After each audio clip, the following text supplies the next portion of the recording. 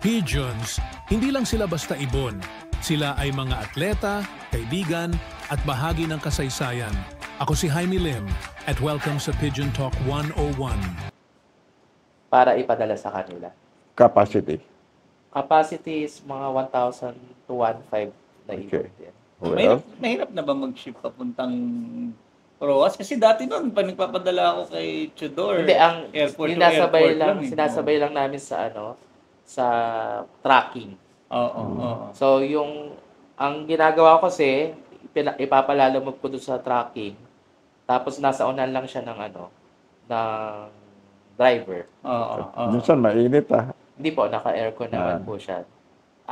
We see to it na okay yung ibon kasi medyo mahaba yung Biyahe. yung biyahe. And then So ano pangalan doon sa fan? Yung huli, binanggit mo? Rojas Capiz BFRCI. BFRCI. Okay. So, ang mga owner niyan sila Sir Den, si Sir Lasaparan, si Sir Kenji Love. Sila yung mga organizer doon.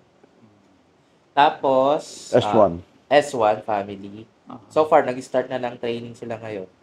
Malaki ba S1? First year? Hindi, second year nila. Yung first year kasi, parang nangyari doon, parang breed lahat yun ni Sir S1. Tapos, tatayaan mo lang yung ibon niya. Kumbaga parang dry run.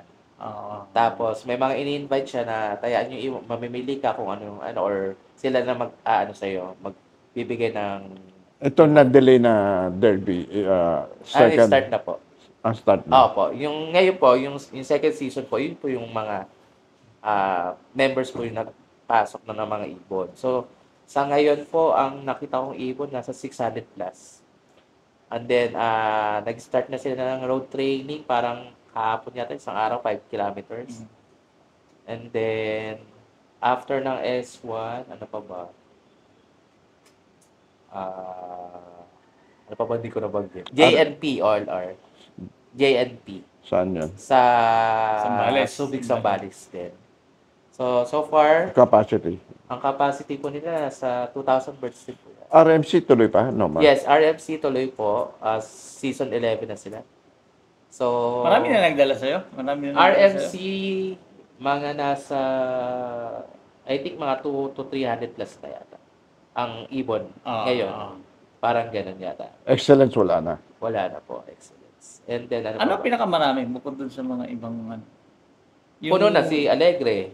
Hindi, yung mga hindi malalaking OLR. Mostly kasi ang mga capacity nila nasa 1,000. 1,000 plus, 500 to 1,000. Pero I think umaabot ESM. sila dun. Opo. ESM marami. ESM marami naman. Marami na rin po. FPR. FPR nasa na po kami, 500 plus na entries. Nagpadala na yata kami, no? Yes po. Okay. So as of batch 4 na po kami, ayun, 500 plus na yung ipon. Hanggang kailan na FPR? Hanggang June May habol 30. pa. Yes, hanggang June 30 pa naman tayo. And then, ano pa bang, baka may nakalimutan pa ako. So far, yun yung mga existing na mga OLR. Okay. May tatanong ko kay Mike. Yung local birds nahirapan sa international. Na yung mga binid mo sa international, nagamit mo na sa local? Bihira ko kasing gamitin eh. Puro sa international. Oo.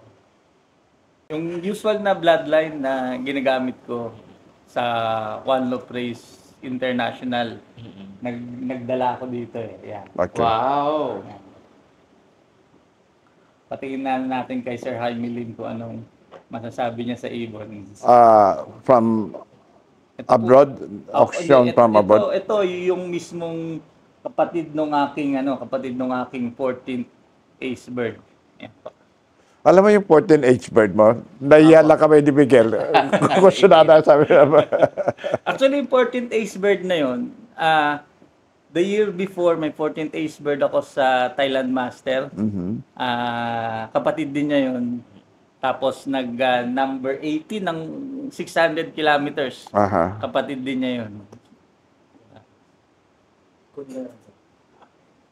Actually, ang gusto kong ma-achieve sa OLR, Sir Jaime, hindi lang yung manalo eh. Ang gusto kong mangyari yung may ibon ako na makilala na worldwide. Halimbawa, si Ornat and Soriaya. Yan. Halimbawa, si Wolverine. Yung may bloodline ako na kilala worldwide. Actually, yun yung gusto kong mangyari. Sir, ang ganda. Ganda. Papasana all ka talaga. So kapatid to ng 14 Opo, Ace kapatid Pigeon. ng 14th Ace Bird. Gift mo sa akin. Apa. Maraming salamat. Alam mo, I was 14th Ace Bird po yung Yeah. kapatid sa Pattaya. Tapos number 18 ng 600 kilometers kapatid din niya sa Pattaya. 14th Ace Bird sa Thailand Master. kasi nung for auction, gustong-gusto namin dalawa. Nahiya kami. Sabi ko, baka kukunin mo. Baka magbanggaan tayo sa auction. Kaya hindi namin binid. Pero yan ay kapatid. Remember, lumapit ako siya sa PHA. Opo, Sabi, opo. binay baka pwede ko tubusin na lang sa'yo. So at least naman meron na ito. Maraming salamat. Napakaganda. Ano bang masasabi niyo? Ang katawan, perfect. Ganda. Ganda ang katawan. Yan. So, Tsaka pag nananalo ko, ganyan yung itsura. Yan yung kulay, yan yung katawan. Ganun hindi din. masyadong malaki. Thank you, Mike. I appreciated that. Sana magamit nyo. Ang gagamitin ko. Magsasalang na kami May 9 eh. May 9. Tapos meron pa kami para sa Mukhang ready to breed. Victoria sir. Falls. Mukhang ready to breed na. Tingnan ko yung edad. Actually, ang magulang niyan, Sir Jaime, parehas winner din sa Nongkok, Thailand. Yung Nongkok wala na. Wala na yung Nongkok eh. Yung nanay niyan, equal first ng final eh. How old to? Ang ganda ng katawan, no? 3 seconds Tingnan mo. difference lang. Ang ganda. 1 year old na. Halos. Wala pa. Mga 7. Saka bulaan siya. Okay. Sana all. Yeah. Okay, so dyan na po nagtatapos ang ating episode for episode 5 po natin ng Pigeon Talk 101 with Sir Mike Alcantara. Thank you so much po. Thank you so much. Thank you din sa pag-invite sa akin. Till next time ulit po. Sige.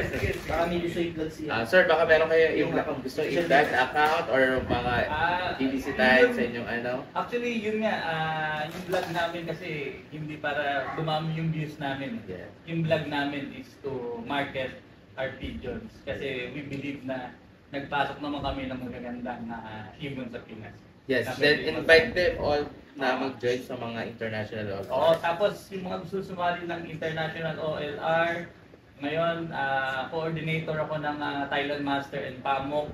May shipping tayo, second shipping ng Thailand Master last week ng May. Kasabay naman yung shipping ng PAMOK. So last week din ng May. And also again, thank you for Sir Jaime Lim for joining yung Thailand Master and PAMOK. Yun ang ginawa ko kagabi. When you message me, pag uwi ko, pumili na ako. Sir, Maabot naman. magtatanong ako, magkano yung shipping fee natin pag kayo sa Thailand? Ang shipping fee is actually direct payment tayo kay Direct. Sir Russell. Okay. Ang single niya sa 6,000. 6,000 per bird. Okay. Ayun. Yun. Ang ginagawa ko, ako yung coordinator sa mga members na gabayan sa Thailand. More on mga accounting ng ibon. Yes. Pero shipment, hindi ko in-handle. Hindi ko pahala na si Sir Sir Russell. Russell. Okay. Magaling naman siya doon. Just Yes, magaling oo. ako. Tsaka yung handling niya. Magaling talaga.